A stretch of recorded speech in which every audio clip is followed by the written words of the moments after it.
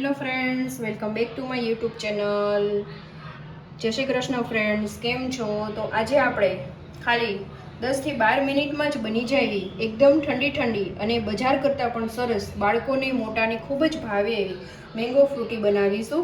અને આ ફ્રૂટી તમે એકવાર બનાવશો ને ફ્રેન્ડ્સ તો બજારની પણ ભૂલી જશો, એટલી સરસ ટેસ્ટી બનશે. ફ્રેન્ડ્સ, તમે જરૂરથી ટ્રાય કરજો અને આ મેંગો ફ્રૂટી તમને કેવી લાગી એ પણ કમેન્ટ કરજો. અને તમને વિડીયો સારો લાગે તો લાઇક, શેર અને સબસ્ક્રાઈબ કરવાનું બિલકુલ ભૂલતા નહીં.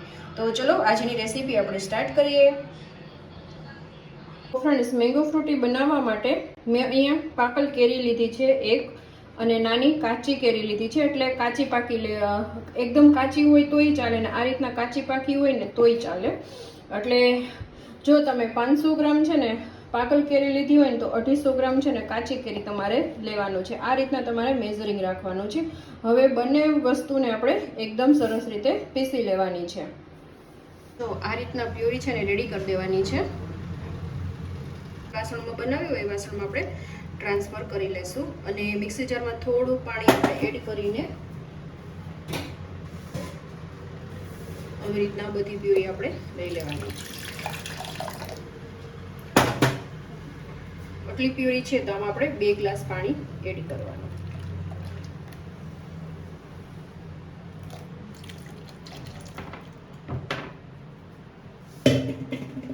અને એના ઢાંકણમાં હોય તો એમાંથી પણ લઈ લેવાની પ્યુરી.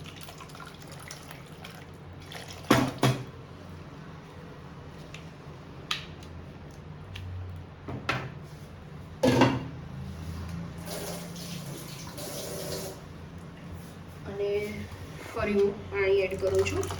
એટલે અહીંયા આપણે છે ને 2 ગ્લાસથી ઉપર મોટા 2 ગ્લાસ આપણે પાણી એડ કરવાનું છે. હવે ગેસને સ્ટાર્ટ કરીને આપણે આવી રીતે કન્ટિન્યુઅસ હાઈ ફ્લેમ ઉપર જ આપણે એને ચલાવતા રહેવાનું.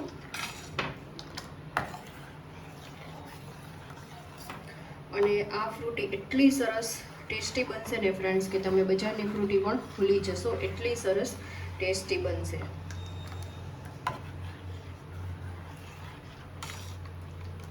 અને એકવાર જરૂરથી તમે ટ્રાય કરજો. બાળકોને તો બહુ જ ભાવશે. હું બી બાળકોને છે, આપણને મોટાને છે, ફ્રૂટી તો બહુ જ ભાવતી હોય છે.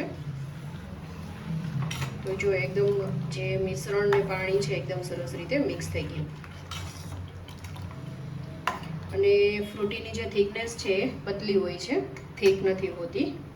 ફ્રેન્ડ્સ, મિશ્રણ છે એ ગરમ થઈ ગયું છે. હવે હું અહીંયા 1 વાટકો ખાંડ એડ કરું છું. ખાંડને તમે તમારી રીતના પ્લસ માઇનસ કરી શકો છો, કારણ કે તમારી સ્વીટનેસ, પાકલ કેરી છે એની સ્વીટનેસ કેવી છે અને જે ખાટી કેરી છે ને એ ખાટાશ કેટલી છે એ પ્રમાણમાં. તો 1 વાટકામાં મેં આટલી એમાં વધારી છે. એટલે ખાટી કેરી છે કેટલી ખાટી છે અને ગળી કેરી છે કેટલી સ્વીટ છે એના ઉપર ખાંડને તમારે એડ કરવાની છે. અને આમાં તમે છે ને સાકર પણ લઈ શકો છો, એ પણ તમે એડ કરી શકો છો. આપણે છે ને 10 થી 12 મિનિટ માટે આવી રીતના કૂક કરવાનું છે. જો આ રીતની એની થિકનેસ હોય છે. અને પછી પણ આપણે એમાં થોડું એવું પાણી એડ કરવાનું હોય છે. મને થોડું હજુ લાગે છે, એની થિકનેસ લાગે છે વધારે, તો હજુ અહીંયા હું 1 ગ્લાસ પાણી એડ કરું છું. કારણ કે બની જશે ને પછી પણ એ થોડું થીક થઈ જશે એટલા માટે.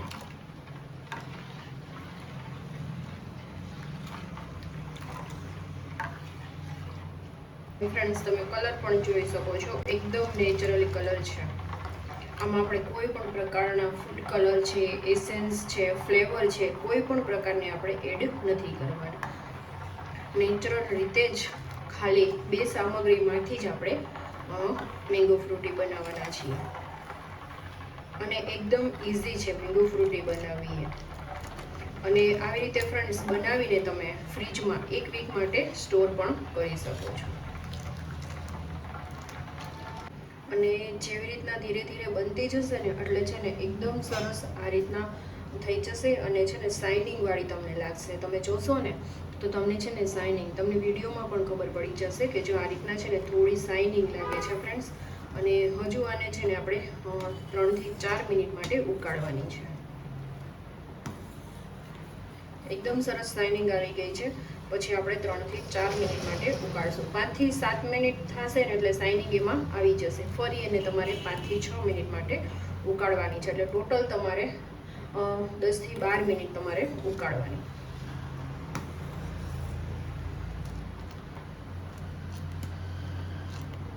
અને જો તમારા રીતના કામ હોય અને સાઈડમાં બીજું કામ હોય તો તમે લો ફ્લેમ ઉપર પણ તમે આને બનાવી શકો છો.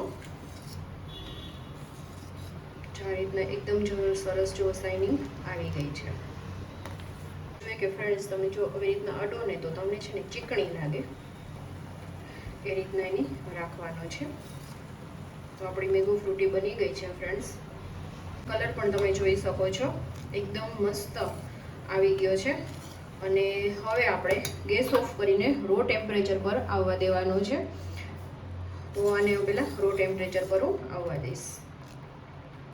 ફ્રેન્ડ્સ એકદમ રો ટેમ્પરેચર પર આવી ગયું છે. હવે આને ગાળી લઈશું. ગાળવાનું રીઝન એ છે કે એના જે બાઇટ્સ કે કંઈ રહી ગયું હોય તો એ નીકળી જાય એટલા માટે. અને જો તમે ન ગાળો તો પણ ચાલે, કારણ કે એકદમ આવી રીતના હોય છે, પણ કોઈક બાઇટ્સ હોય છે તો એ નીકળી જાય એટલા માટે. તો આવી રીતના બધું હું મેંગો ફ્રૂટી ગાળી લઈશ. અને એની થિકનેસ પણ તમે જોઈ શકો છો. જો છે ને બાઇટ્સ હોય ને એ નીકળી જાય એટલા માટે. અને હવે એને આપણે છે ને ફ્રીજમાં ઠંડુ થવા માટે મૂકી દઈશું. આમાં બરફ એડ ન કરવાનો હોય, એકદમ આને ઠંડુ જ પીવાનું હોય છે. એટલે આપણે 3 થી 4 કલાક માટે આપણે ફ્રીજમાં એકદમ ઠંડુ થઈ જાય ત્યાં સુધી રાખી દઈશું. તો ફ્રેન્ડ્સ આપણી મેંગો ફ્રૂટી બનીને રેડી થઈ ગઈ છે. એકદમ કલર પણ તમે જોઈ શકો છો અને એકદમ સરસ ઠંડી થઈ ગઈ છે. તો હવે આપણે સર્વિંગ બાઉલમાં લઈ લઈશું.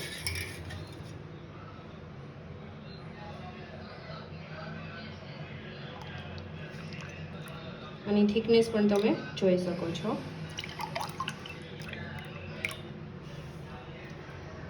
તો ફ્રેન્ડ્સ છે ને ખાલી 10 થી 12 મિનિટમાં જ બની જાય છે ફ્રેન્ડ્સ. અને એકદમ સરસ ટેસ્ટી લાગે છે. બાળકોને મોટાને બધાને ખૂબ જ ભાવશે. તમે બજારની ફ્રૂટી ભૂલી જશો એટલી સરસ બનશે ફ્રેન્ડ્સ.